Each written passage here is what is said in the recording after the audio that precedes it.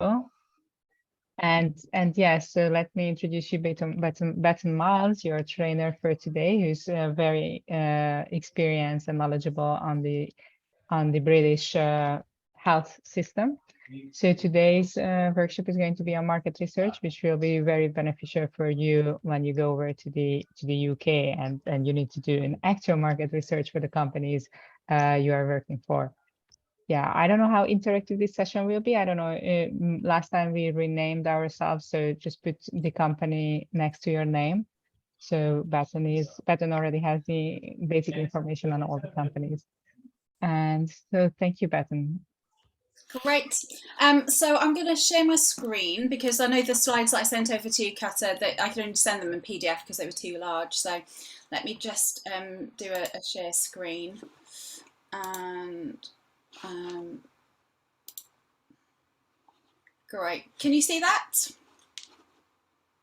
Yeah, good. And then I'll put it onto slideshow so it can be as big as it needs to be. As Kat has just said, what I'm hoping to cover obviously is sort of market research, and my bit of preamble before we started was just I'm hoping that what I can cover off are the sorts of things that you might not get in other formal presentations, because I'm very mindful that when the UK visit happens, you're meeting lots of organisations that will probably have quite standard slide packs and very sort of standard ways that they describe their organisation and what their roles are. But I just wanted to make sure that at this early stage, I'm highlighting really the things that I think you need to be concerned about, or need to focus on, should I say, rather than concerned. And the things that maybe are nice to know, but won't necessarily help you move your products forward in the UK. So I think the information I'm sharing should be slightly different. My emphasis will be slightly different. So what I won't be doing is bombarding you with lots of structure and this is what the NHS looks like. Although I think that the amount of information I'll give you should be sufficient for you to be able to do what you need to do from a market research point of view, if that makes sense. But if anything's unclear and I've left any gaps or whatever, please let's make this as interactive as we can as we go forward. So this is very much tailored around understanding the UK healthcare market and the sorts of considerations therefore you need to be making for the product in that context. So a little bit about me first. So I started off in the pharmaceutical industry, so I did a biochemistry degree, moved into pharmaceuticals, but very much working in non-laboratory things. So for example, I was working in clinical trials, market research, healthcare communications, that side of things. And when I was in the pharmaceutical industry, I very much felt part of the healthcare system. So when a role came up within the NHS, within the national health system within the UK, some sort of 5 or 6 years later, it felt like a natural transition for me. Most people don't make that transition. Most people don't work in sort of the private sector and move into public, or certainly didn't do it at that time, move into the NHS. Most people did it the other way. So what I was able to bring was obviously that robust industry way of doing things in terms of research into that sort of public sector arena at that time. So that was back in 2000. And I actually stayed working in the NHS then, specifically in research and innovation. So I was in a very, I think, privileged position that I worked with lots and lots of dynamic clinicians wanting to do, create best care for their patients, just working in that R&D and innovation space for 16 years. We set up dedicated facilities, dedicated programs specifically for innovation. And importantly, the one thing I was passionate about was ensuring that we work very closely with small businesses, because I believe, they're incredibly agile, incredibly sort of nimble at being able to respond to problems and challenges that arise in all walks of life, but obviously in my context within healthcare. And instead of the NHS trying to do everything itself, which was very much historically the case, wanted to be able to work with some of those small businesses to overcome the challenges that we had on a day-to-day basis. So we got lots of funding in from various different places to enable that to happen, to obviously de-risk it for our organisation to do that. So I worked in a very large hospital trust, within the West Midlands, within the middle of the country within England. It's actually since merged with another organisation. So I think it's one of the largest, if not the largest, healthcare provider within England, and we ran community services. We had very close relationships with our sort of primary care, family doctor, however you refer to it within your own market. So I had a very good sort of oversight of all of the innovation that happened within that space. And then it came to 2016, and I felt that I wanted to ensure that I had an opportunity to work in the area probably I'm more passionate about, and that's, I suppose, work at pace. So I decided to work then much closer to the SME community. So set up my own consultancy in 2016, worked in lots of incubators, accelerators, specifically around healthcare. And the one thing that enabled me to do working on my own is also work with some other companies outside of the sector. I mean, there's lots of sectors that interface with health anyway, but it gave me that opportunity to do that. And so I've worked in that space since that point. Although interestingly, when the pandemic hit, so in 2020, so June of 2020, I was actually invited to join the national testing programme. So in the UK, we had our national testing programme, which enabled individuals to get free PCR and then lateral flow tests as part of COVID testing. And I actually was brought in to look at the innovation pipeline. So I managed the innovation pipeline and the introduction of new innovation. Specifically, it was around PCR testing in the early days. So when I first joined, we only were offering PCR testing. So we were looking at alternative testing methods like using saliva. We were looking at ways of inactivating the virus as it was travelling around the country. Lots and lots of different innovations around that. And then the government decided that it wanted to introduce asymptomatic testing. So we then brought in lateral flow tests and other lab-based tests to allow us to do that as well. So I worked on that for nearly 2 years. So I'm still somewhat recovering from working almost what felt like 24/7 on COVID testing. And now I'm focusing again on working with sort of smaller businesses within my community. I support again on incubators, accelerators, and I'm also an accredited business mentor. So again, use a lot of sort of my general mentoring skills. So that just sort of gives you a sort of a flavour, and then hopefully will also give you the confidence to be able to ask me questions from any part of that area, because you know, I'm not always an expert on some of the questions that you'll have, but I will often know people to refer you to, because that's the other thing that I want to do within this session, is just make sure that I'm doing signposting if that's required, or certainly that's what the next session, there will be a lot of sort of tailoring what I want to talk about around the businesses and the products that you're developing and obviously wanting to potentially introduce to the UK. So hopefully that gives you a bit of a flavour. Any questions on that before we move forward? No? So while I've just got this slide up, so I talked a little bit about working for a hospital trust, you know, for those 16 years. And I've actually put this as some extra slides in the appendix of your pack. What might be one of the things that is in your head, and apologies, I'm not sure what content you've already covered off, say last week, and again, I can't necessarily preempt what others will share with you sort of September onwards. But, you know, one of the things that you're probably wanting to ask is, you know, how is the NHS structured in the context of, you know, and therefore what is the entry point for my product?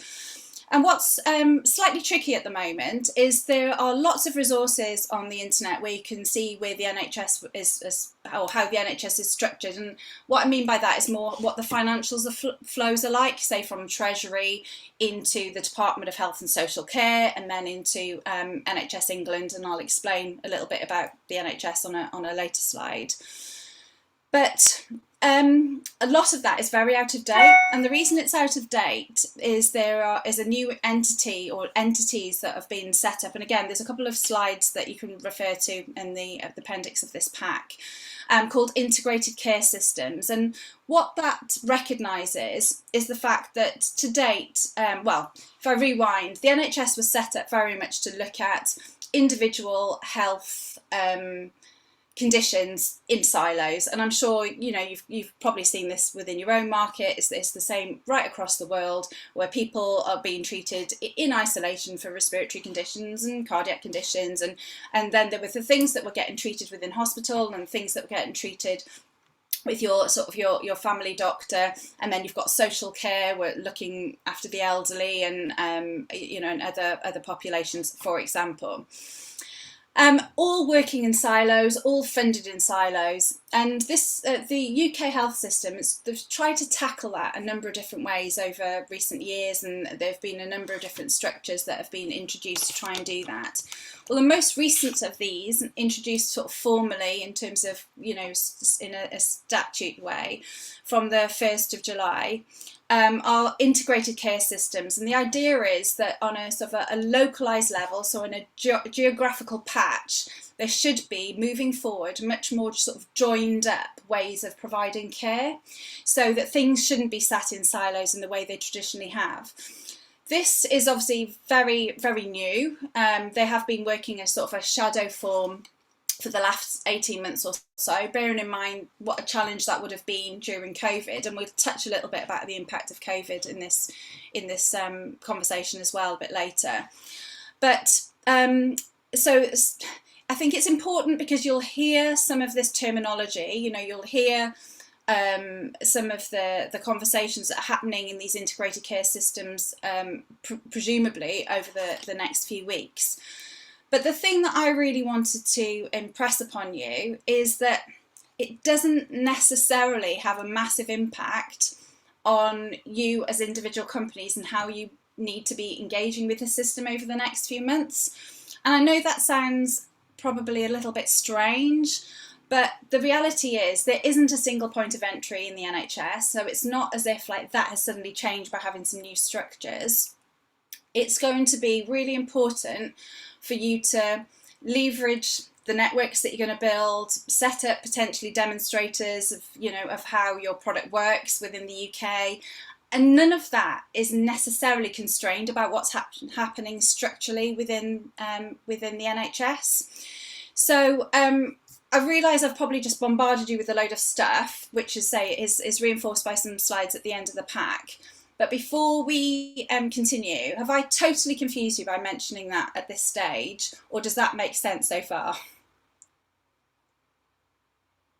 Yeah, makes sense? Okay, great. Good, thumbs up. That's a great thing about using Zoom. At least I can actually see you. I know when I have to use Teams, it's really limited about what I can see while I'm presenting. So that's just to provide you with a little bit of early context. So if I just move to the next slide. So this is very much just about me wanting to be clear around your expectations and ensure that I cover off anything that's absolutely burning for today as we go through. So this is very much obviously around understanding the UK market, so that you can think about your product market fit and how to localise your product. How you will maybe approach the market research activities that you're going to be doing over the next few weeks. A little bit, I'll touch a little bit on competitor analysis, like who really are your competitors.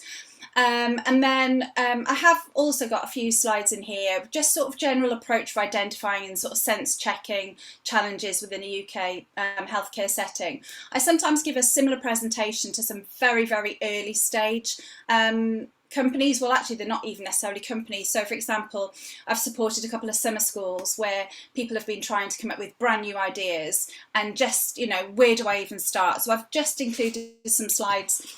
Should you ever wish in the future to think about, okay, where could I start with maybe exploring a brand new idea, or even maybe, if you're looking to diversify some of the stuff you're doing, I've got some of that in it. And as I mentioned, I'm giving another session in a couple of weeks, and that's going to be quite practical, I think, in terms of, you know, how to practically go and make some connections, you know, where you should be networking, things to think about before you consider collaboration, who your key stakeholders might be, what do I mean when I talk about a demonstrator project, and some of the prep required. So it's not to say that we won't touch some of that now, but I just want to reassure you some of the practicalities will definitely come out in that next session as well. So having just sort of spoken at you, obviously, around that, is there anything else that you would like to, or any specific things that you would like me to cover off today that are burning and, you know, we want to make sure that we meet in our conversation?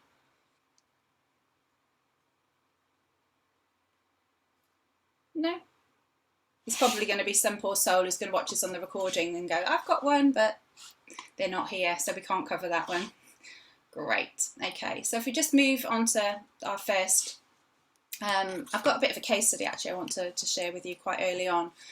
So understanding the UK health market and its needs. So ultimately, you know, the basis for all of your companies, all of sort of new product ideas, it's all going to be centered around, you know, the problem that you're solving. So, you know, the challenges that we have in healthcare, I think, are hugely common, you know, globally, and ultimately, you know, the role of innovators is to think of solutions to solve the problem.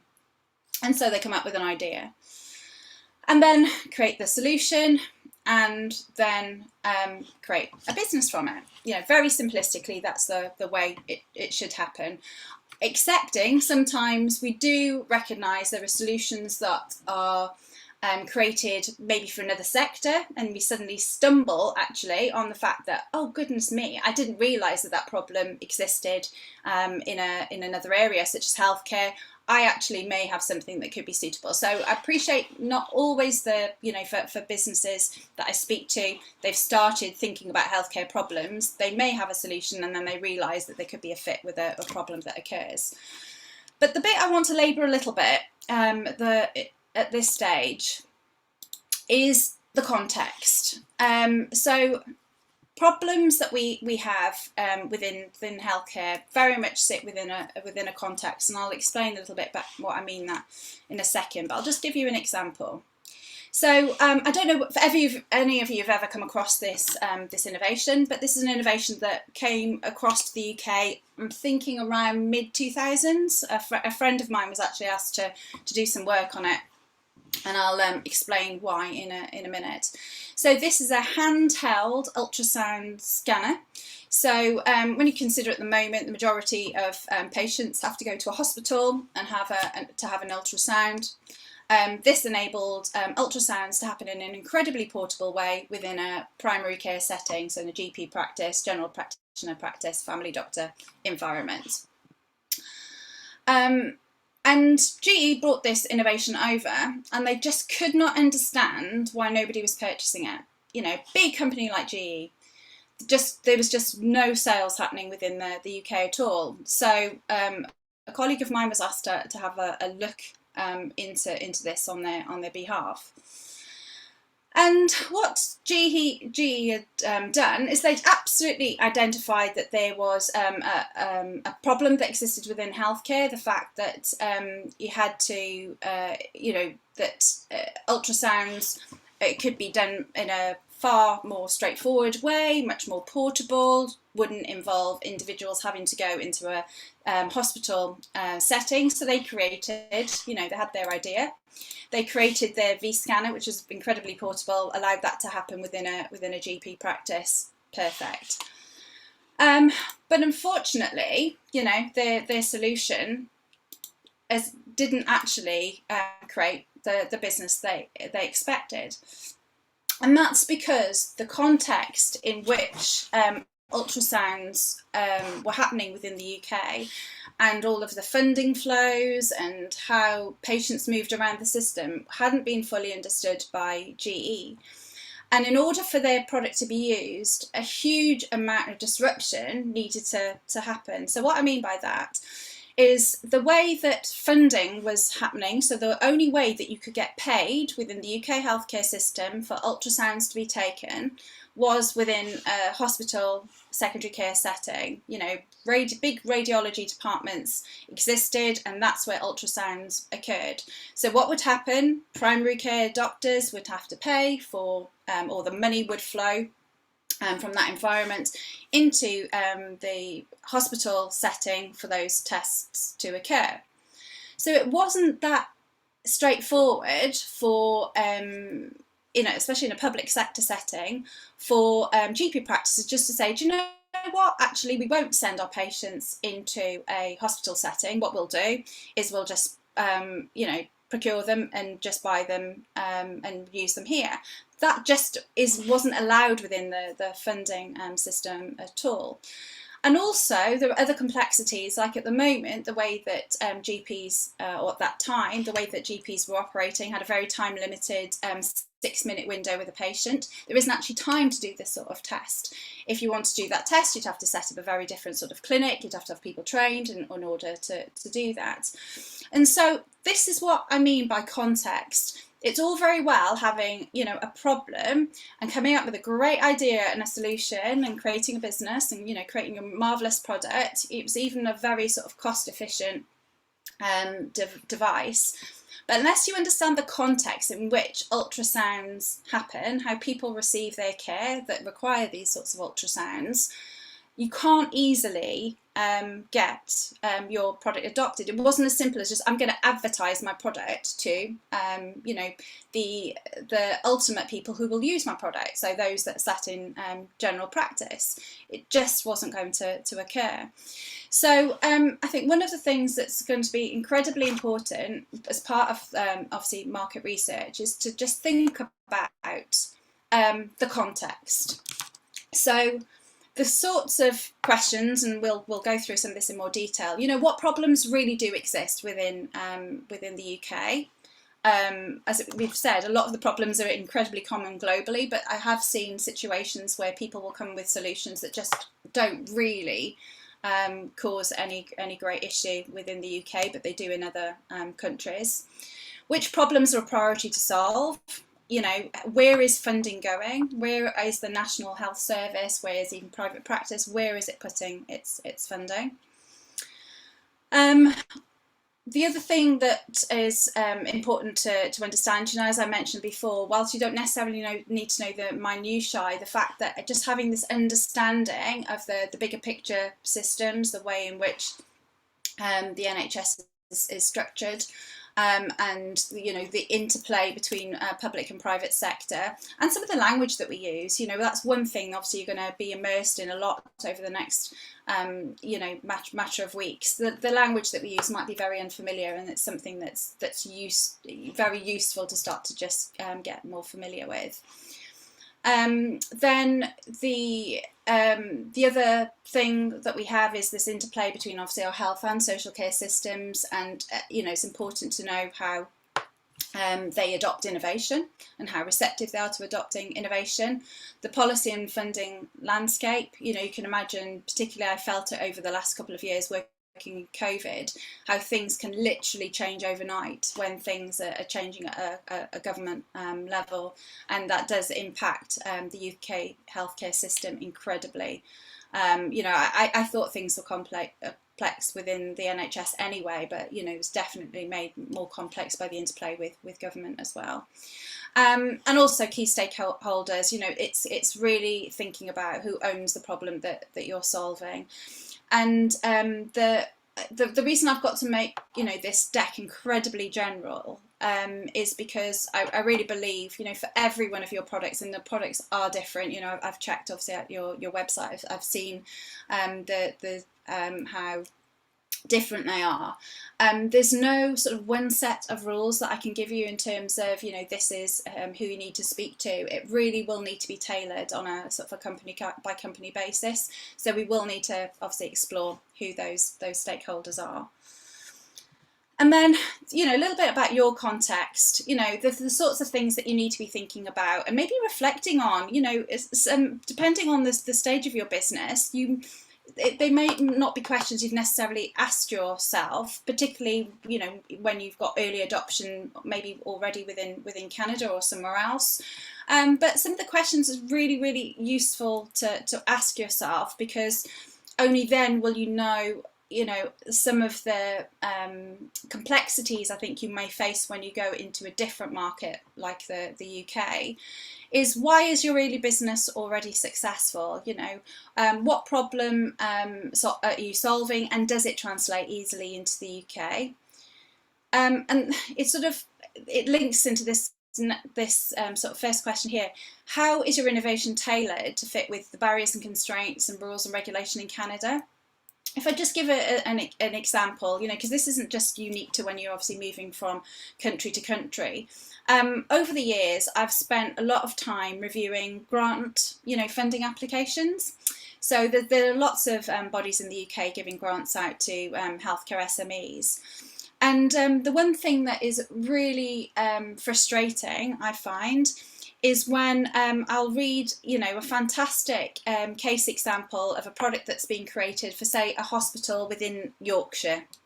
So, you know, one part of England.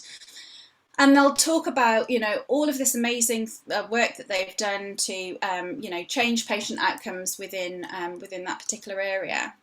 But at no point during their product development did they necessarily sort of sense check, is Yorkshire operating any differently to maybe other parts of the country for, I don't know, say it's dementia care. And they've done all of this work, and they have got a great product, but what they haven't done is necessarily identify the things that are necessary, that, you know, that need to be addressed if the product's going to scale outside of Yorkshire. So, you know, you're looking at a grant application, you're thinking, is this product, you know, worth funding? And it's actually sometimes very difficult to unpick and determine that what they've done in that one initial sort of pilot project or demonstrator project, so they're showing that it works, whether it could work in a different area, because they've not been able to necessarily articulate the features or the aspects of their product that is absolutely relevant to other parts of the system.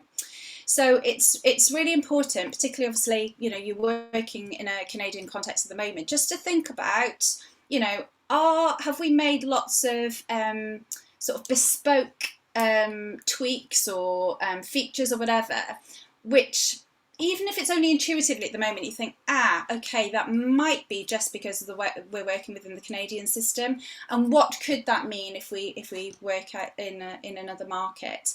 And you might not know some of this, but these are the sorts of questions that you need to start to be thinking about.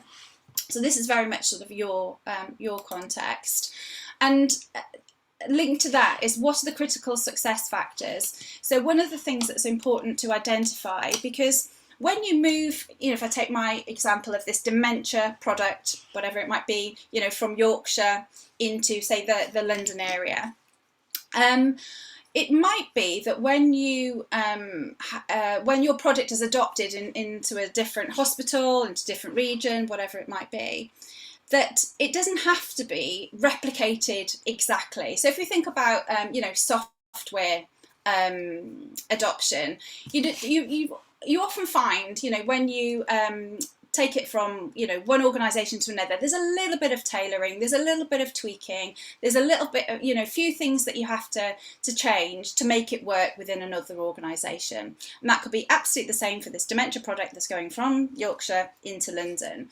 However, what you need to be aware of is what things can't change that are critical to your product creating the outcomes that it does. So, you know, tweaking a few little things, you know, tweaking the look and feel, tweaking certain features might be okay. But if your patient outcomes are only created when certain features are literally lifted and shifted, and you know that they cannot change, or you just won't get that that outcome being achieved in another place, you just need to make sure that you've identified those. So that's what I mean by critical success factors. What are the things that have to remain when you scale your product elsewhere? So, you know, tweaks can occur, and I know this is obviously very specific to product software. Obviously, you've got a little bit more flexibility than maybe you do in other things, but you do need to identify what those critical success factors are, and that obviously is the same when you're moving it from, you know, Canadian market into the UK. The other thing is you need to be considering, obviously, is how new solutions in your particular market segment. The reason I've used the word market segment in here, or phrase, is because I can't generalize here. I can't say, you know, all products get paid for this way in the UK market. It's going to be very, very bespoke to your product. So the thing that you need to be eliciting over the coming weeks is, if you were to look at equivalent products, if you look at similar products, you know, how do they actually get paid for within the healthcare system currently? Obviously, where the challenge comes is when you're being incredibly disruptive, and it might be that there isn't an equivalent product to yours, but that's when you need to obviously work even more closely with key stakeholders to find potentially new pathways for that to occur. But, you know, these are going to be sort of very bespoke to your area.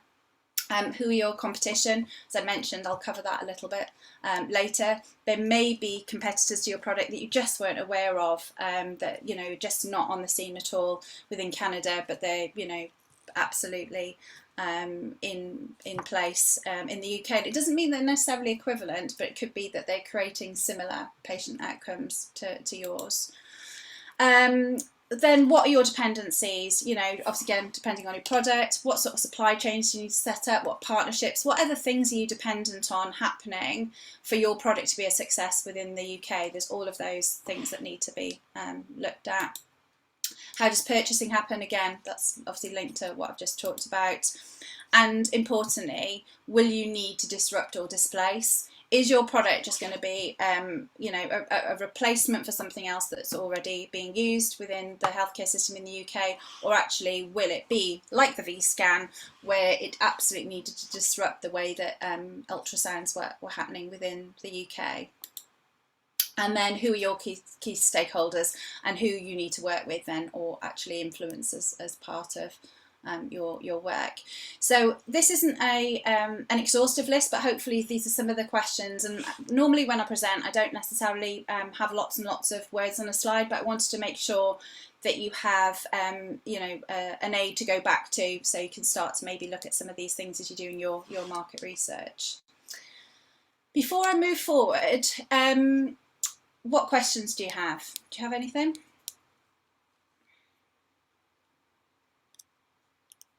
No? Okay.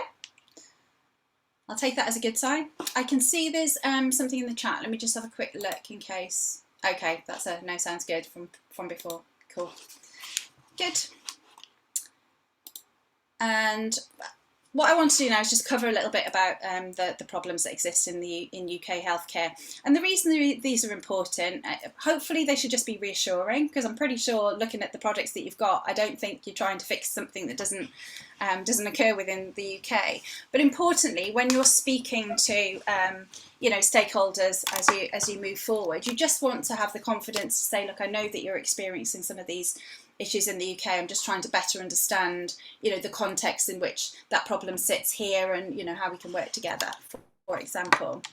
So this is a very, very high level list. You know, no surprise, anything that sort of could be badged as improving quality and sustainability of our healthcare services.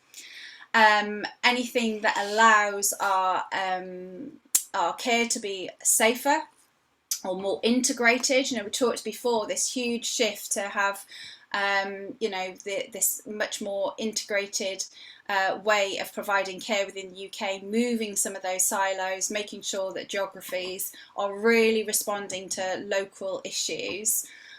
So anything that potentially you can do within that space. The introduction of this sort of the local agenda as well, I mean, should potentially also aid your product adoption. You can imagine being able to potentially get some scale if you can get some traction within some of these new geographies that have been introduced. Anything that enables fit for purpose, digitally enabled and supported workforce. Workforce is a massive sort of challenge within within our healthcare system. You know, I'm assuming it's the case in lots of places, but certainly within the UK, you know, we and particularly in a post-pandemic environment. So I'll touch on that in a minute. But you know, if you imagine that we want to obviously ensure that our workforce are able to provide the care that they need to, anything that aids that, you know, releases their time to care. That's a phrase that we've used historically within the NHS, so that they can be doing things much more digitally, much more streamlined, but actually then focus on what it is they should be doing with patients is obviously good. There's, you know, again, it's a very sort of generalized thing, but you know, innovations which ultimately, you know, build on learning improvement and is always going to be a priority area. And so those are sort of very sort of broad. And if I just go down to, I suppose, to the next level, so you know, I think we've probably all got problems, haven't we, in our daily life that actually, you know, we'd love to solve. But when money starts to be discussed, you think, well, you know, yeah, having something that would, I don't know, empty my dishwasher for me in the evening, because that could be a bit of a bug bind. But the reality is, would actually pay for a solution? Probably not. You know, what you obviously want to ensure is that your products are matched to you know, priority areas, and I'll talk in a minute a little bit about where you can get some tips of what the priority areas are above and beyond the list I'll just share now. So patient safety, maximising the things that go right, minimising the things that go wrong. Patient safety is, you know, absolutely up there and will remain up there. It's not to say that, you know, lots of what we do within the UK is unsafe, but that will continue to be a huge priority. That doesn't change whatever government we have, you know, whatever healthcare system we're under. It's about ensuring patient safety is the best it can be. Patient experience, all of those interactions that patients have with you know, the system, hence why this focus on making things a lot more integrated. It's incredibly frustrating for patients in the UK system at the moment, because a lot of even the IT systems don't talk to each other. People have the same conversations with different practitioners all of the time, you know, visiting, you know, their histories and what's happened to them and all of things, just because some of the simple things just aren't in place. But also, you know, that's also why you know, the patient is being put much more at the centre of their care, and that, you know, it's up to the system really to start to oscillate around the patient to make things much more tailored to them, as opposed to, you know, having this much more transactional relationship that maybe it's had in the past.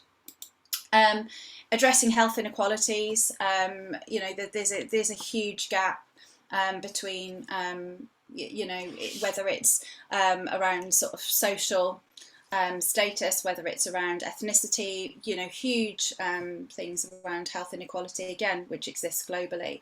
I was hearing some horrible statistics yesterday, actually, on a radio show. They were talking about the UK is massively underperforming when it comes to inequalities by gender. So there's a huge push at the moment for people to become a lot more aware that there's a massive gap between the services or the care that potentially females are receiving. There's been, and I'm going to use the language that I heard on the radio show, it's not a language I would normally use, there's been traditionally quite a lot of gaslighting that's happened within healthcare, where, you know, women are turning up for appointments and they're not necessarily being taken seriously, and there's a huge inequity in care between men and women at the moment. I was actually quite shocked on this radio show. A lot of it's hugely historical, and you can understand they talked about, even, you know, in history, and actually a lot of research was just traditionally done on men, because those were the cadavers that would be released for medical research. The same work wasn't done on females in those very, very early research days. So you can sort of understand the history to it, but, you know, health inequalities is really happening in lots of areas. And then there are NHS clinical priorities, and again, I'll talk in a sec about where you can always keep your your current up to date list. And so these are the top sort of priority areas, and where lots of research and innovation funding currently goes. And then just finally, I'll just sort of touch on we hope that we're through the pandemic. Obviously, we're going into another winter. There's been a huge amount of work that's happened, obviously, in the across the UK to respond to the COVID-19 pandemic, and also there has been work done on legacy and future pandemic planning. You know, the last thing anyone wants to do is to be in a similar situation should we ever have a future pandemic, or again go into the winter and you know, another variant arises. So there is still investment, there's still consideration on that area. So, you know, sometimes I work with companies where even it's just the way that you communicate it in that context can be quite important. So have you got any questions on any of that? No? I have a question, if that's okay. Of course. So with regard, it's not super related to the solving the problems or the, you know, trying to find the priority to solve the problems, but more so towards the COVID-19 pandemic and that type of thing. When you are doing this, you know, the marketing of your product, is the standard to wear a mask in the UK? Because I know in Newfoundland now, I mean, that's kind of dropped now because we don't have as many COVID numbers. So like, is it respectful to shake hands again? Is it respectful to keep your distance and wear a mask? Is that type of thing? Yeah, no, that's absolutely fine to ask. To be honest, it varies. So we have no national guidance for wearing masks or any stipulation, regulation to use them. If you go into a supermarket, for example, there will still be a couple of people that are being cautious and will wear them, but this, you know, the people that work there won't necessarily be doing that anymore. Again, it's down to individual choice. In terms of respectful, I would just tend to ask. I think we're still close enough, and particularly as we go into winter when people are going to be more vulnerable, again, respiratory conditions, I think it's probably just going to be respectful to ask. Fortunately, I've not had to go into a hospital setting for some time. I mean, that's one thing obviously that's changed hugely over the pandemic, is the fact that we're defaulting to do most things online. But you know, in certain environments, I went to a funeral, for example, last week, and everybody, as we went into the church, was offered a mask. So in certain environments, I think people are still offering it. Prevalence is quite high here at the moment. So although people aren't getting obviously as ill as they were, because most of us have had 3 vaccinations, it's definitely in circulation, and it's more than just a mild cold for some. So I think, you know, you also need to weigh up about protecting yourself, because I've got a couple of friends at the moment that are still testing positive way over a week, and they're still symptomatic. So it really does vary person to person. So I think there's no obviously you'd be advised if anything changed on a sort of a rules point of view, but I think at the moment it's just probably being the way to be respectful is just ask and check. I'm still not that keen on touching people. So it's quite nice, because, you know, if you've got people that hug you that you don't actually want to hug you, it's quite quite nice. But, you know, it's I think it's just a case of saying, but also it's okay for you to say, oh, sorry, I'm not you know, I'm not having physical contact with people at the moment. So if you don't shake somebody's hand, it won't be considered disrespectful for doing that. You could just say, oh, actually, I'm still not, you know, having physical contact. That's not an issue. Okay. Thank you so much. Yep, that answers my question. Yeah, no worries.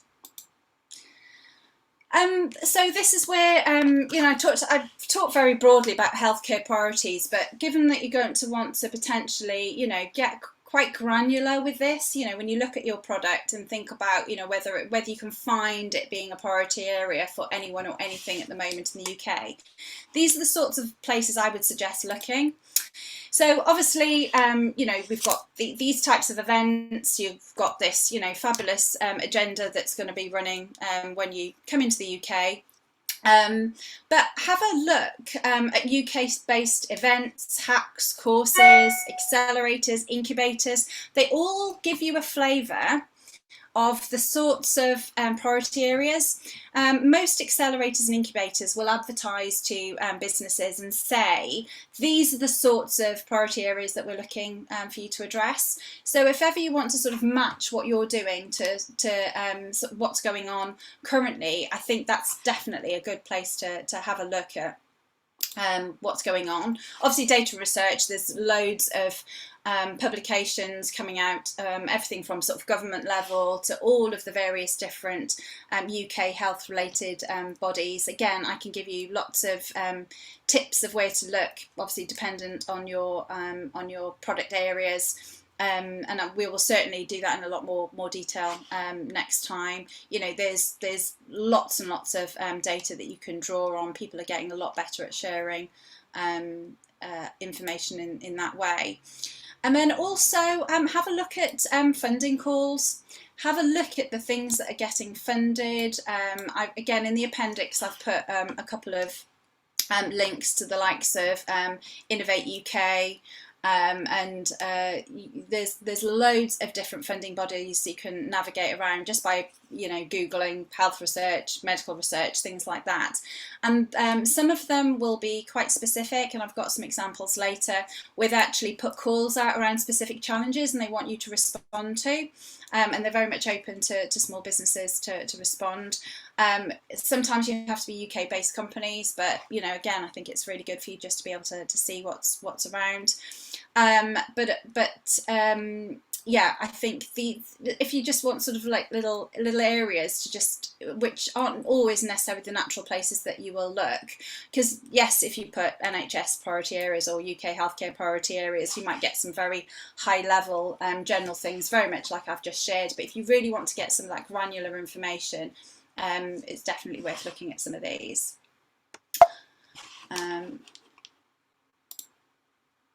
And then, as I've mentioned, you know, understanding the big picture. One of the key things, you know, obviously I wanted to do, and hopefully I've started to do that, was around the sort of the myth busting, because we have a national health system within the UK. I think some people, and this isn't, as I mentioned earlier, this is also the understanding from UK-based companies quite often, that there will just be an obvious or single point of entry for any new products or services. But that obviously is absolutely, well, not obviously, I just want to reinforce that's absolutely not the case. So if I just give you an example, so yes, we have our National Health Service within the UK, but we actually have 4 separate legal entities. So, you know, UK is made up of 4 countries. So we do have NHS England, we have NHS Scotland, NHS Wales, and NHS Northern Ireland, and they're not all mirrors of each other. So the way that they're set up isn't exactly the same. The way that they operate, the way that they talk about themselves, the way that they purchase, it's not uniform. So it's not just it's carved into 4 and they just all mirror each other. It's all very different. Obviously, NHS England is the biggest. I think when you come over to the UK, you're probably going to be exposed to the NHS England system more than anything. But what I want to reinforce is, at this stage, you know, don't forget, although they might be slightly smaller, that there could be some really great opportunities for you to set up collaborations, set up programs of work, to get some early adoption, you know, in Wales, in Scotland, in Northern Ireland. So it's going to be, you know, something that you can consider. I'm working with a company at the moment that's working in sort of, well, it's not rehabilitation. It's the exercise that you do before you go in for surgery, and they've got a fantastic program that's being done within Wales. And the good thing about working maybe in Wales or Scotland, yes, they're smaller, but they can be a lot more joined up depending on the area that you want to work. So it could be that, you know, you're able to demonstrate efficacy of your product within a certain setting at much more scale by working with maybe even you know, with Wales or Scotland than maybe you can do with England. Digitally, for example, Scotland is a lot more joined up, so you know, you have had adoption of some products. If you can get speaking to the right people within Scotland, potentially, you know, that could be a big opportunity. So it's just to reinforce the way in which you will need to work as individual businesses within each of these markets to take your product discussions forward will need to differ. But again, I'm making a bit of an assumption because of where you're actually coming into the UK, that a lot of what you'll be exposed to are English systems, but please don't discount, you know, working with Wales, Scotland or Northern Ireland. Any questions on that? No? Okay. So this is just an aid memoir really about you know, these important things or these areas are incredibly important for you to understand as part of the context in the UK, but they are going to be, again, quite specific to your products, depending on whether you're working in, you know, diabetes or another area, will massively change or influence, you know, where somebody like myself would signpost you to, you know, what national guidance you will look at, you know, who are the owners of the problem, how does the system interface, for example. So it's just something that we'll need to look at in more detail. This is just something that I just wanted to reinforce. You know, it might sound really obvious, but there is recognition within the NHS that it has to adopt innovation, but equally, in order to do that, it has to be, you know, very much sort of focused and prioritise how it does that. You know, it's not an endless pot of money. So the other thing that can be quite frustrating, there's often obviously a mismatch between funding and demand. So, you know, there could be a huge demand for use of a new innovation, but just the funding isn't there, or the funding is so tied up in the existing systems. You know, as I talked about, like with the V-scan, you know, the money's siloed in a hospital setting, where actually somehow you need to be able to extract it from those services and put them into a general practice environment for some of this innovation to be adopted. And, you know, it's probably goes without saying, the selection of what gets funded often is, you know, the biggest return on investment. So one of the things that is going to be really key for you to be able to show is how is return on investment obviously demonstrated and measured in your product. And this can get quite complicated because there were some national innovations that were recommended nationally, and this doesn't happen that often. You know, a number of years ago, and there were 6 products that we were almost mandated, and there's one point that I haven't made yet, which I'll go back to, almost mandated to adopt right across the NHS. And we really struggled to get them adopted, you know, within my local area. And the reason was the particular service that maybe had to spend the money wasn't actually the service that would get the savings. So, for example, there was a new surgical procedure or surgical device that could be used in a surgical setting. Therefore, surgery would actually have to spend the money to be able to use it in that environment. But the savings came in length of stay and in other parts of the system. So, for example, it might have reduced the amount of time you stayed within intensive care or within another part of the hospital. And actually, as perverse as it sounds, and it really is perverse, the problem was that you would have to spend money in a surgical budget, but the savings were actually in a non-surgical budget, and it was just really difficult to demonstrate sort of how the return on investment was going to occur. And that seems absolutely crazy to most of us, and it certainly would seem crazy to any sort of layperson, man on the street, but that is the sort of issue that we've got when we're looking at how to adopt products in a real life setting. It's just sometimes the way that you show those savings and where you have to sort of spend the money to make those savings can be very difficult when you start to look at it on a sort of very granular level at a hospital and what it needs to do to be able to manage its budgets. And the other thing that I always say is, because it can be so difficult, you know, I don't want to put you off, but it can be incredibly difficult to get adoption within the public sector, within the NHS. Quite often, you know, the areas that you do need to exploit or consider is potentially use of your product outside the national health system, so in private practice, which obviously happens within the UK, or even some other markets or segments. And what I mean by that, I've had a number of companies that I've worked with who the long game will still be getting their product potentially paid for, or maybe even if not paid for, used by the NHS.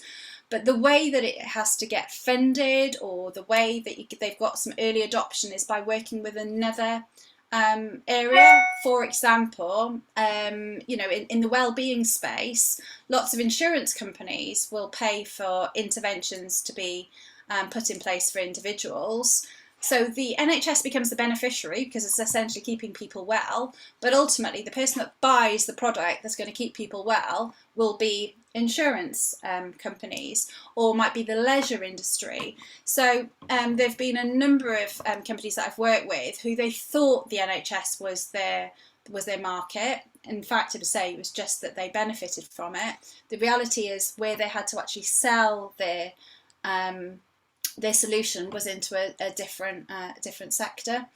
So it's just always having that wider perspective, and just realizing that, you know, healthcare, and this, I'm sure this goes for other countries as well, is sitting in a much bigger environment than just, you know, the public and private sectors that operate within those countries. Does that make sense? Have I been clear there? Yeah. Okay. How are we doing for time? Good. Okay. So this next couple of slides is actually the ones where I've included in the pack, which is very much when you're trying to qualify whether to take an idea forward. But I also think it's a really good model for testing assumptions. We all make assumptions in everything we do. You know, our day-to-day life is littered with assumptions, but this is just quite a handy methodology for you to use when you're maybe sort of trying to test maybe whether it's some of your understanding, you know, when you're starting to engage with people and think about, oh, I thought the system worked this way, or I thought procurement worked this way, and, you know, some of the ways you can look at it. So when you're trying to explore all of those who, where, why, what, who, what, blah, blah, blah, all the W's with one H. So how to qualify an opportunity. This is just a little methodology that I think is quite helpful to test assumptions. So when you've got your, so this is obviously when you're qualifying I've termed it challenge here, but problem that you're trying to solve. Just writing out some headings, you know, what we know, what we think we know, what we don't know, and just going through the discipline of actually categorising all the information that you understand about that problem. So in this context, it could be about the problem in the UK, into those columns, and just put the discipline of putting them into that. And then back up everything that's what we know by data or evidence. So it forces you to go through the discipline of not just go, oh yeah, we know that's how it happens. Well, okay, where's your evidence that it happens that way? Back everything up. It's also a really good way of eliciting maybe the questions that you might want to ask when you've got, you know, your engagements when you're in the UK with all the different companies that, or not companies, organisations that you're exposed to, all the bits of information that you need to gather. It's just really good at identifying some of that.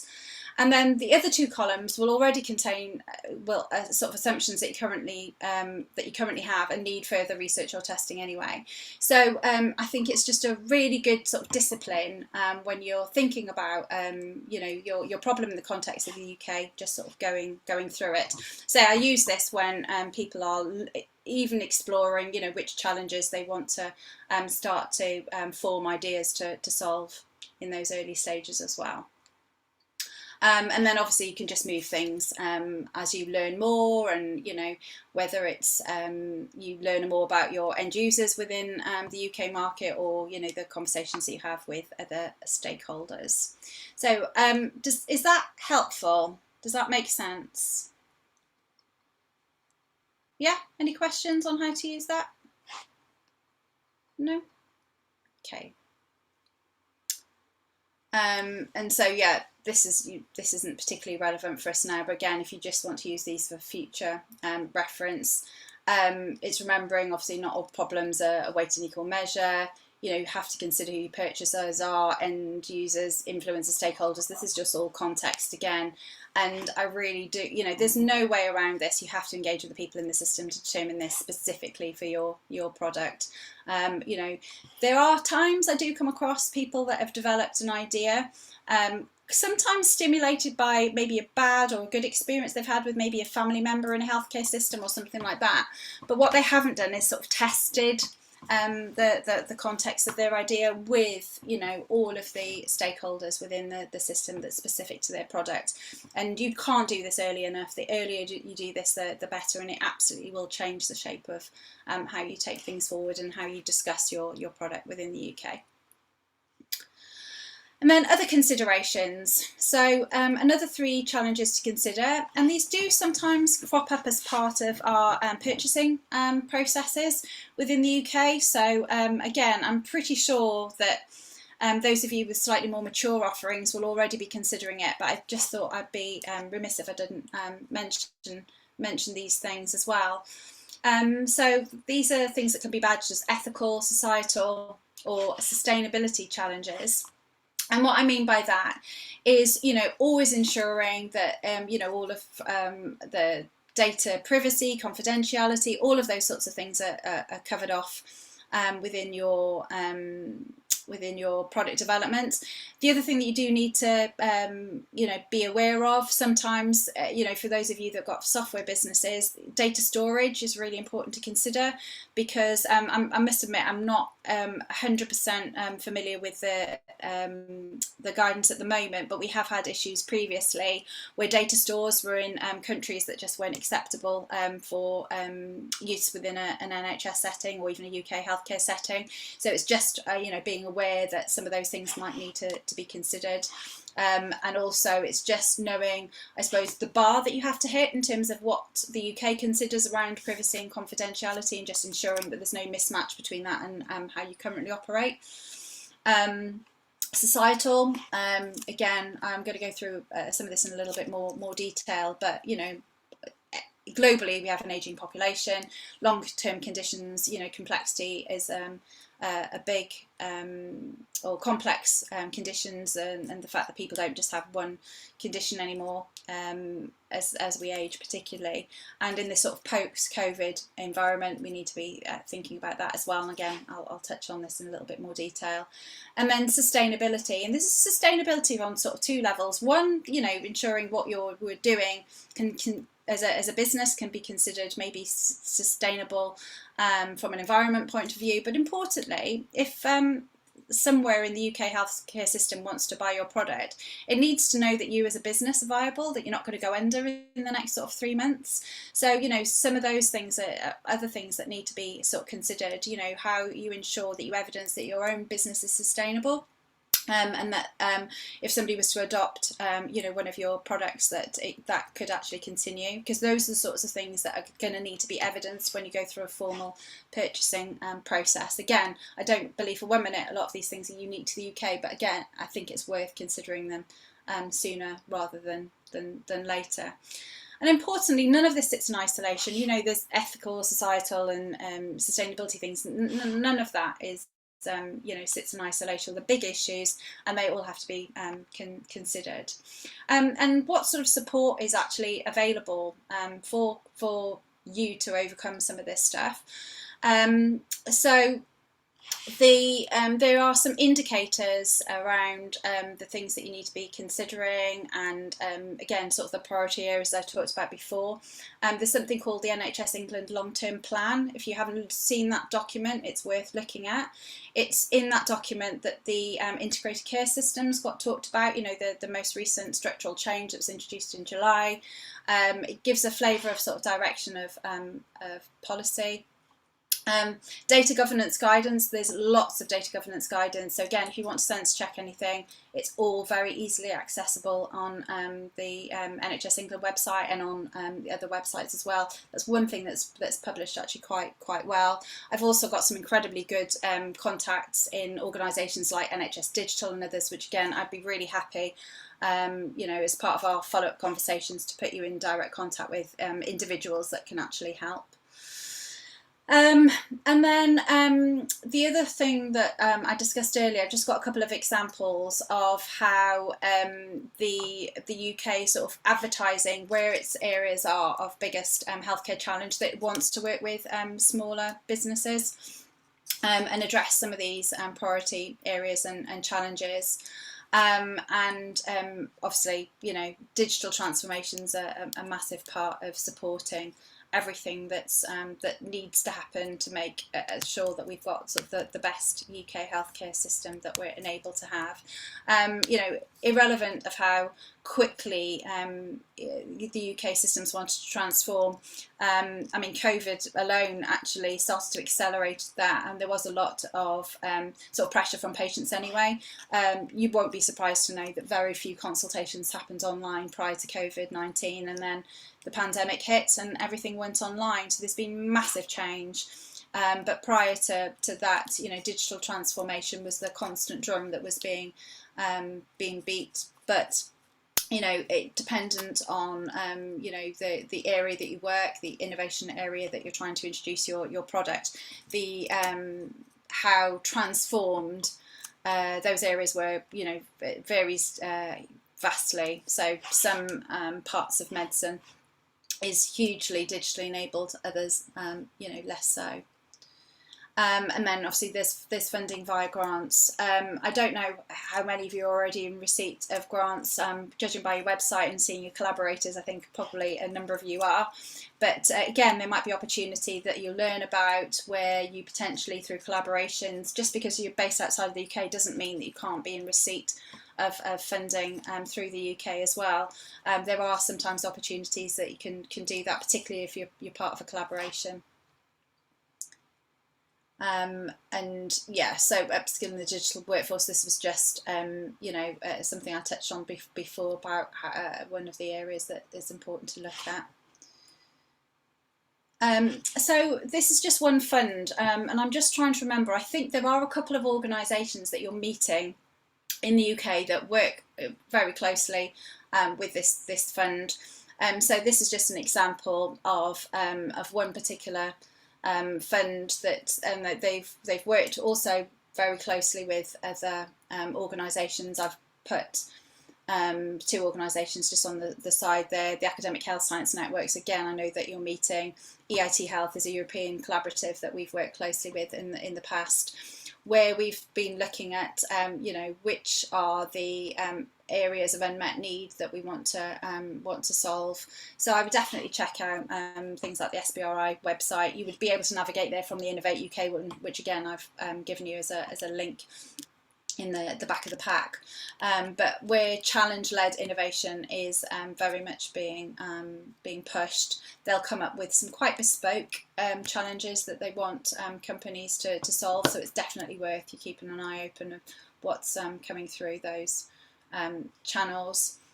So they put, you know, this is going back to July 2020, so just when the pandemic was starting, where they were looking specifically around things in urgent and emergency care, for example, and they give you a lot of information within their packs again. So again, these can be great resources where they tell you a background of problems that exist within the NHS. So again, if you can find even something historical that's happened through SBRI or that they funded, which aligns to one of your products, is definitely worth having a look. And as I mentioned, just want to talk a little bit about the impact of COVID-19. I don't think there'll be any surprises in here, but I don't think I can probably labour the impact more strongly. So, you know, in the UK, we already had a huge rising demand for services and other support as we moved into winter any year. Winter pressures, when I first worked in the NHS, used to be like a 2-month window. And then all of a sudden it became like a 6-month period within the NHS calendar, where actually you just knew that services were incredibly stretched because we were just going into winter, or it was the tail end of winter, and all of the comorbidities that occur within that period, you know, increasing demand for every service that's around. And then pre-COVID, we had obviously an increase of people requiring treatment, and we had an ageing population. You know, that was already the case. And we had long waiting lists. They were improving in lots of areas. But then now we had a period of time where literally hospitals were switched off to cope with the pandemic. I don't know if that happened within Canada, but it certainly happened here, where literally, you know, all of the surgical procedures, you know, all of the elective care that should have been happening just literally got switched off for a time period. We had super hospitals that were stood up to be able to deal with you know, increasing numbers of patients, Nightingale hospitals. But the reality is the majority of COVID patients were actually treated within our existing hospitals. You know, they were filled all of our emergency areas, and therefore they were just moved onto parts of the hospital that would ordinarily just been dealing with standard elective care and surgeries and what have you. So there's a huge clinical backlog. Couple that then obviously with massive underdiagnosis that's happened over that period, not only when the tap was switched off, but just generally people have got quite nervous about going into those environments, going to doctors, and some of them have just actually unlearned doing it, just got on with feeling ill. And so there's a huge issue around obviously underdiagnosis. And then add on all of the coronavirus related long-term conditions, so all of the additional care that needs to be put in place for people with long COVID. Again, I'm not familiar with how much this is affecting you in Canada, but it's a huge, been a huge issue within the UK, just because of the prevalence that we had and the amount of people that were ill. And so, you know, we've got additional pressure on already pushed, you know, respiratory, cardiac, and other areas.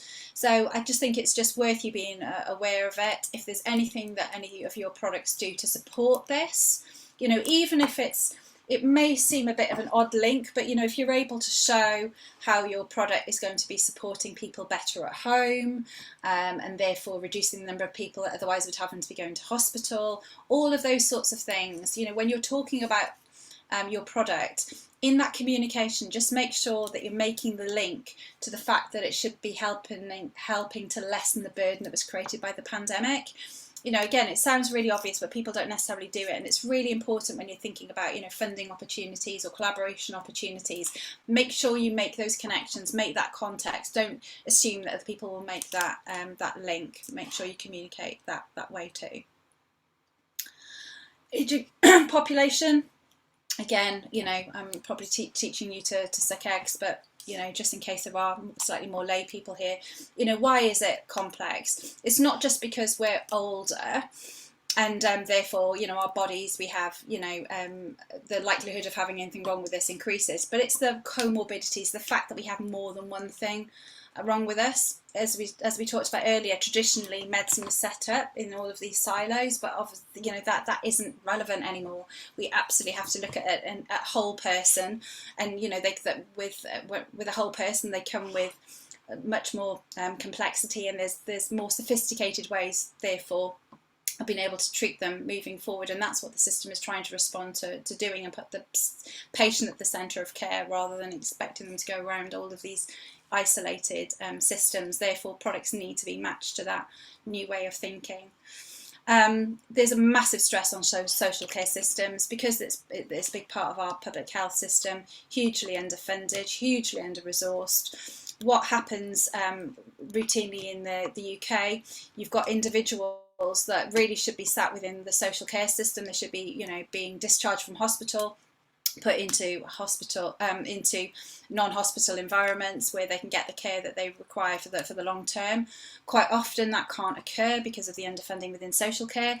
So we tend not to use the term quite so much now, but bed blocking used to be something that we always talked about in healthcare a lot, where basically it just means there are individuals that shouldn't be within the healthcare system that are there because they just can't move into social care and get the right care that they required. So again, anything that you can be doing to be addressing that or looking at that, or even if it's just that your product plays a little part along that pathway, you know, it's important. A lot of, you know, I just talked about this, you know, the unnecessary waste, this expensive blocking up of the healthcare system. There have been lots of intermediary care environments that have been created where people can go to sort of like an in-betweeny place, where they can't necessarily go to their long-term social care place, but they can go to a less expensive, even sort of ward environment that doesn't have, you know, the highly trained nurses that you would have in a typical hospital, for example. Yeah, so that's just really what I wanted to touch on in terms of, you know, why the ageing population can be such a challenge. And then we talked earlier about healthcare workforce, massive shortfall in numbers, the fact that they require digital education in bite size. So, you know, when we're talking about a workforce that needs to be constantly trained and upskilled, you know, one of the areas of innovation, a huge amount has been done, has been focusing on, you know, how we can ensure that the education that they receive, or even the education that you need to provide for your products to be adopted, you know, it's a big part of obviously product adoption is ensuring that the people that you want to use your product can actually be trained in it. You need to be thinking about the way that training is received by them, and you know that it can be I should say bite-sized, you know, flexible, easy to work around the working day, that type of thing. Is there anything you can do around that sort of digital readiness? Again, I think this is probably anyone that has a digital element to their product, anything that you can do to help that is obviously going to be important. Otherwise, that will become the rate limiting factor why your product can't be adopted, just because actually the workforce aren't ready to receive it. Well-being of healthcare, you know, quite often we might look at well-being solutions for the general population, but again, I've worked with a couple of companies in the well-being space where they might do things with you know, employee programs and what have you. You know, the NHS or individual NHS trusts, and I've just remembered a point that I need to come back on that, are huge employers themselves, and quite often a lot of well-being product adoption can actually happen within staff groups. So rather than it just being maybe in the general population, it could be something that we need to consider. The point I wanted to come back to before, when I talked about the NHS not being this single entity, and the fact that there's not, therefore, from a purchasing point of view, sort of a single point of contact, I broke it down into the fact that obviously we have NHS England, NHS Wales, Scotland and Northern Ireland. Probably the most important thing I didn't say is within those areas, then you have individual NHS trusts. And these are often, you know, I think the best way to do they're not single hospitals. Very rarely does a single hospital sort of operate and fund on its own. They're often a sort of a collaboration of a number of hospitals that have come together in what's termed a hospital trust. This is something that happened in the late 1990s through to the 2000s, where these sort of collaboratives started to come together and were funded in that way. And they're incredibly autonomous. So I think the context I mentioned it before was that, you know, a few years ago, there were 6 innovations that, you know, NHS England said, you know, these are brilliant innovations, you should all adopt them. You should all adopt them is as strong as actually they could get with that. They can't actually mandate it because there's still a huge amount of autonomy within these individual organisations of what they do and don't adopt. So, you know, it could be very difficult in certain areas. So, for example, in the mid-2000s, I did a huge amount of work with infection control innovation. And you can imagine At that time, it wasn't NHS England, but the Department of Health actually said, what we would like you to do is to only use these 6 or 7 hand sanitizers. You know, these are the ones that we've robustly tested and we believe work really well. Hospital trusts at that time, they could choose to use one of those, product 8, 9, 10. The difficulty would be if they had a massive outbreak, a huge infection outbreak, of MRSA or C. difficile, all of the things that were, big hot topics at that time. It would be very hard for them to defend themselves if they were using, say, a hand sanitizer. I'm obviously oversimplifying here, but a hand sanitizer that hadn't been endorsed by the then body. There was a body at that time that was looking at those products. How could they justify they hadn't used it, and then this scenario had happened? So as much as, I'm really impressing upon you that that NHS organisations, NHS trusts have a huge amount of autonomy in terms of what they procure, there are still guidances and a strong direction that is coming through Department of Health from NHS England that does absolutely influence what at times gets bought. Also, it can depend on how I'm trying to think of the best word of how innovative, maybe let's use the word innovative rather than bold, brave or whatever, and it could be alternatives, maybe a trust board wants to be. So it might have, there may be some guidance that there's certain ways of working, certain products that are being used sort of routinely elsewhere that actually, it'd be very hard to justify why you didn't do things a certain way. But actually, they if they want to be innovative, or they want to, in a very sort of risk managed way, be able to buy an alternative, there are tools, that the procurement directors have that allows you to procure for innovation. So it's not, nobody's necessarily bound to have to follow some of the what feels like national ways of doing things. I know I've probably said that in a really convoluted way, and it's normally easier when I'm having a conversation with an individual company and I'm able to give an example, that's very sort of specific to their area. But I think, it's worth appreciating there is this national context, and it is important, what is considered the right way of doing things. That's why there are guidelines out for, the way that we give cancer care, the way that we give diabetes care, and NHS trusts do need to follow those guidance in terms of, and some of them are quite prescriptive, and, the way that waiting lists work and things are well managed. And I don't know if you've heard of the organisation NICE, the National Institute of Clinical Excellence. Well, I've put a link in the appendices for that. If you want to look at, specific guidelines around diabetes and care, they're all in there. And they, hospitals, there is an expectation that is how they're managing care. That's how you obviously get consistency across NHS trusts. So I don't want to make it sound as if it's a total free-for-all. There is a lot of consistency in the way that the NHS does operate. But in terms of the adoption of innovation, for me, this is where I've absolutely seen quite a lot of flexibility. So that's why I didn't want you to get too bogged down in the structures and the policies and processes and all of that, because you really do have to get into the detail in the context of your own product and innovation. So that was just the point I wanted to make earlier. Yes, we have NHS England and the other 3 countries, but we also have these very autonomous NHS trusts that operate within there, albeit they are in receipt of funding, obviously, through NHS England and their respective countries. Does that make sense? I'm sure there was with hindsight, there's probably a clearer way that I could have explained some of that, but I just want you to get the essence of that. It's just this dynamic between sort of the structure and all of the stuff that's there as the NHS, and the flexibility that we do have around innovation.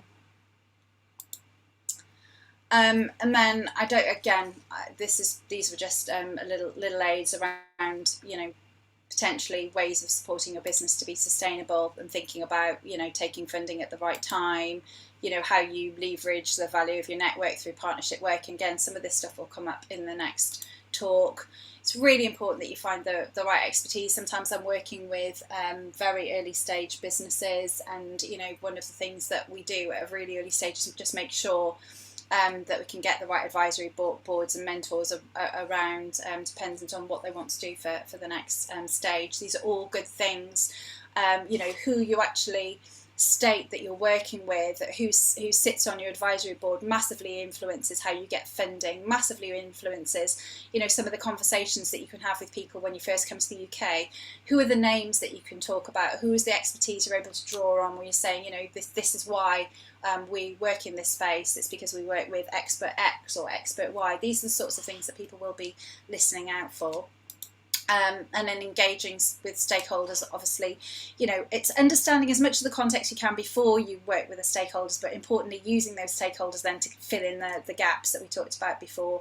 And then, you know, how you elicit your business model and how you show your return on investment. So whilst I've headed this very much about the things that support your business to be sustainable, again, I think these are still little aids to be thinking about how you cover them off as part of your market research.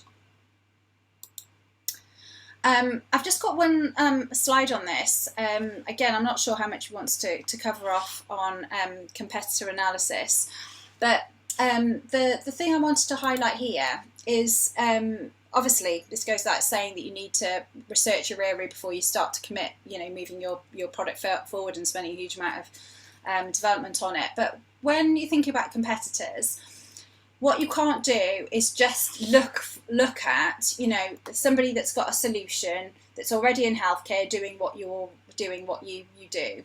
You know, it's important, you know, is a solution to the problem you're solving already out there in healthcare. But that's not where you should stop.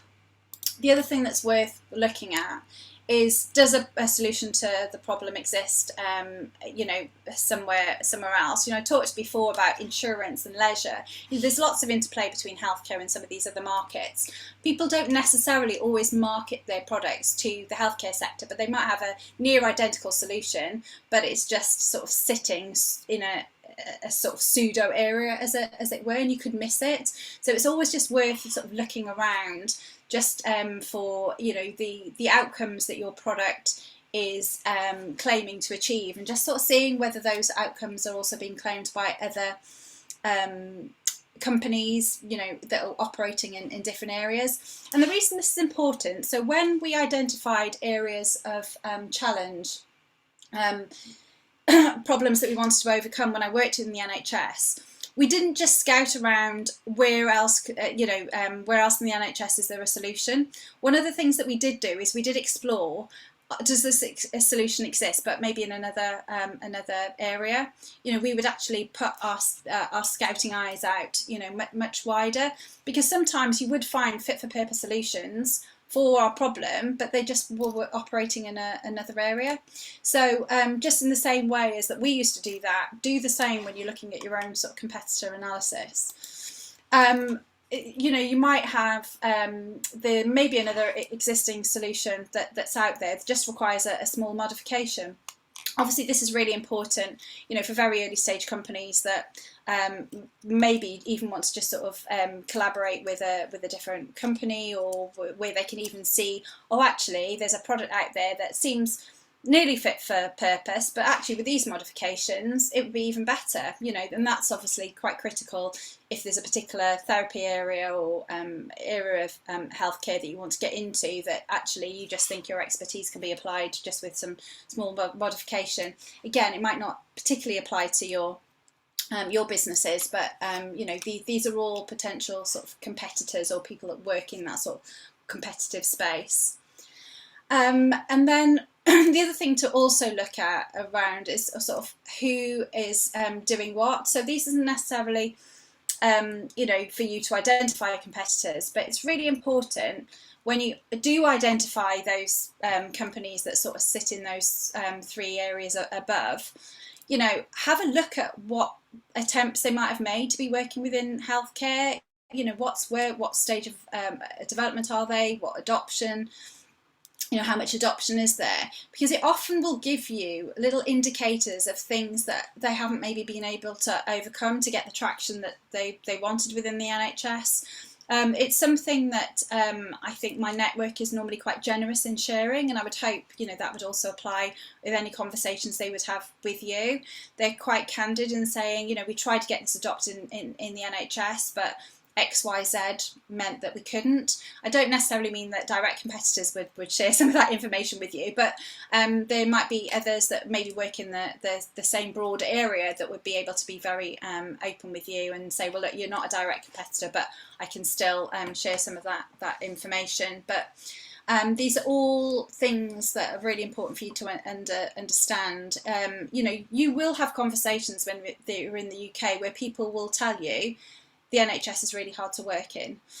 They'll be really blunt about that, and that's often because they haven't necessarily had you know, the right support at the right time. They went down a route where they had maybe even overdeveloped their product before they realised some of the contexts that they were working in, and you know, it got very bruised by doing that.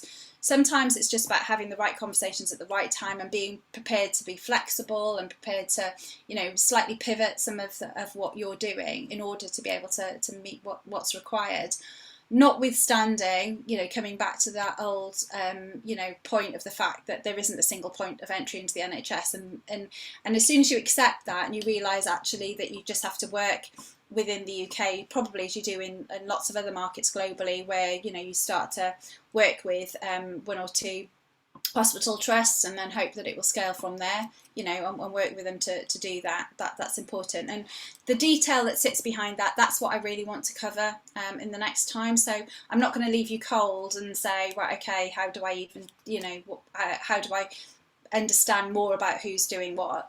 I hopefully will be able to signpost you a little bit more around that as well.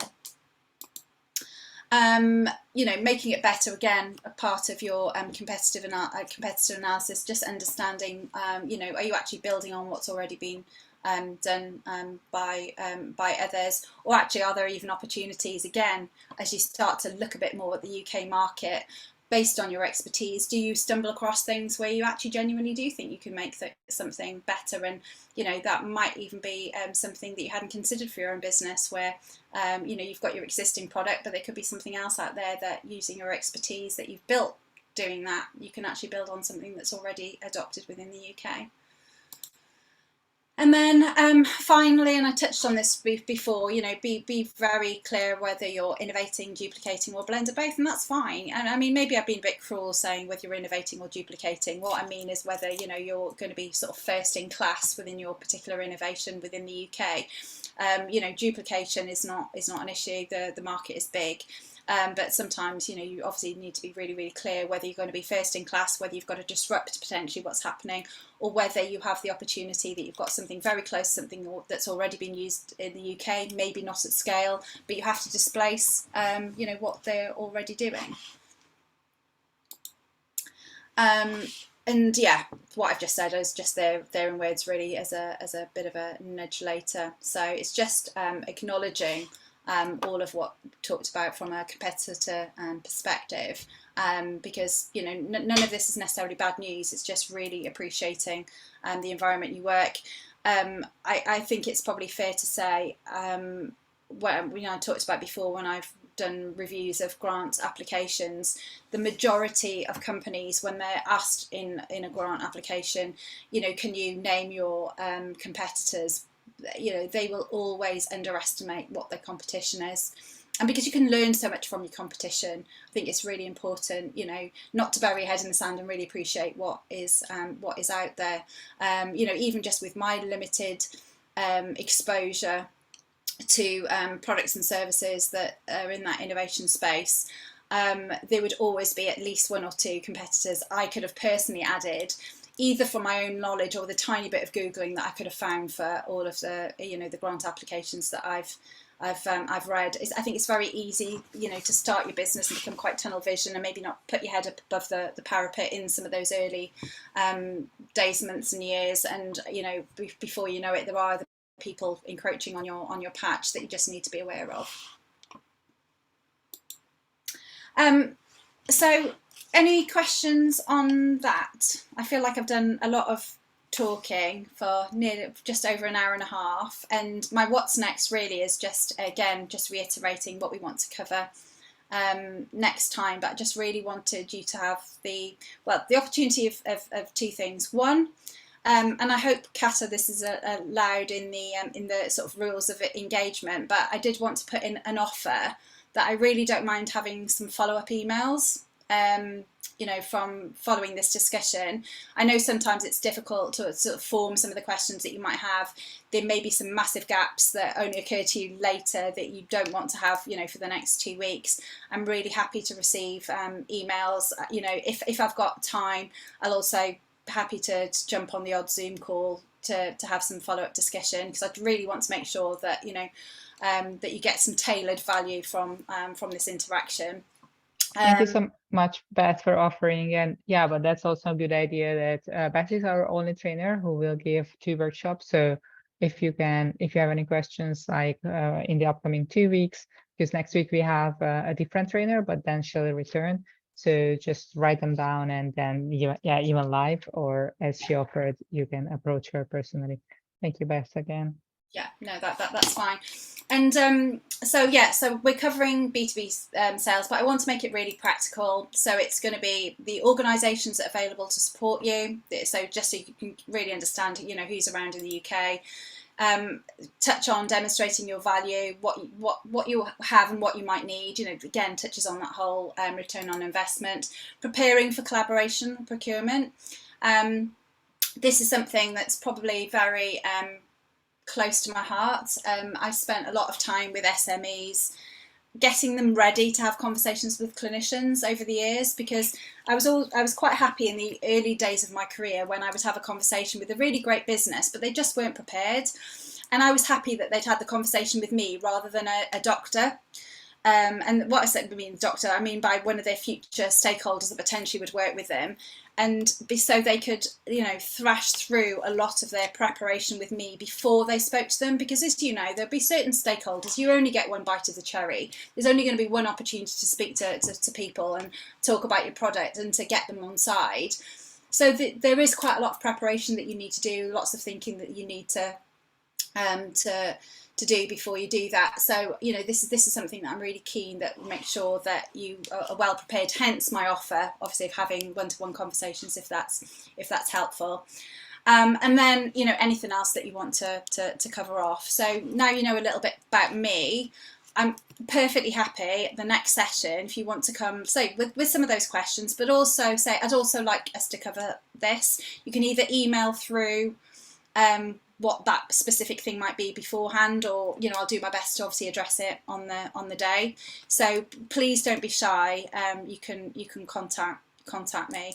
Kata, what's the best way? Because I'm obviously happy to share my email now, or will you email like the deck? Yes, I'm sending the deck, but it's also, if you can just share your email address here right now. Yeah. So let me, whoever wants already jump on it, but I'm going to share the presentation, of course, again. Yeah. The other thing that I've done, just so you know, I've got an appendix here, and I've actually added a couple of extra slides following the version that I sent you. So there's just a couple here, just about integrated care systems and NHS England, and, you know, just again reinforcing the complexity, but also that doesn't necessarily hold anyone back in the conversations over the next few weeks and months. So if I just put my email here, so people can either jot it down now, or it can be in this new pack if I send you this after the call. Appreciate it. Thank you. Can't type.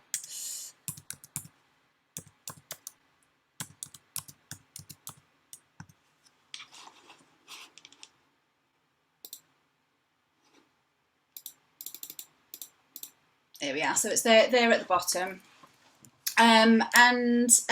Yeah. So, but also I'm happy to take any questions that anyone's got now anyway.